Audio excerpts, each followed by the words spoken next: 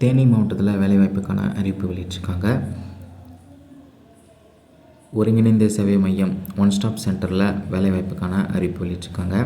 பதவியின் பேர் வழக்கு பணியாளர். 3 காலி பணியிடம் இருக்குது. இதில் சமூக பணி, உளவியல் ஆலோசகர், 7 இளங்கலை பட்டம் முடித்தவர் அப்ளை பண்ணலாம். அதே மாதிரி வன்முறைக்கு ஆளாக்கப்பட்ட பெண்களுக்கு உதவி புரிதலில் குறைந்தபட்சம் 3 வருட முன் அனுபவம் இருக்குன்னு சொல்லியிருக்காங்க. அரசு மற்றும் அரசு சாரா திட்டங்களோடு ஒன்றிணைந்து செயல்படுவதோடு குறைந்தபட்சம் 3 வருட முன் அனுபவம் ஆற்றுப்படுதலில் கவுன்சிலிங்கில் இருக்குன்னு சொல்லியிருக்காங்க. சமூக பணியில் முதுகலை பட்டம் பெற்றவர் விண்ணப்பிக்கலாம். பெண் விண்ணப்பதாரர்கள் மட்டுமே விண்ணப்பிக்கணும்னு சொல்லியிருக்காங்க. பயணச் செலவு மீள பெறுவதற்கு வழிவகை செய்யப்பட்டுள்ளது. தேனி மாவட்டத்தை சேர்ந்தவங்க தான் இருக்கணும். இதுக்கான மாத ஊதியம் பார்த்திங்கன்னா 17,000 ரூபாய் தொகுப்பூதியமாக வழங்கப்படும் சொல்லியிருக்காங்க. ஒருங்கிணைந்த சேவை 24 மணி நேரமும் செயல்படக்கூடியதால் உங்களுக்கு சுழற்சி முறையில் பணியாற்ற விருப்பம் இருக்கணும். அதே மாதிரி சனி ஞாயிறு நாட்கள்லேயும் சுழற்சி முறையில் வேலை இருக்கும். மற்ற வார நாட்களில் நீங்கள் விடுப்பு எடுத்துக்கலாம் அப்படின்னு சொல்லியிருக்காங்க.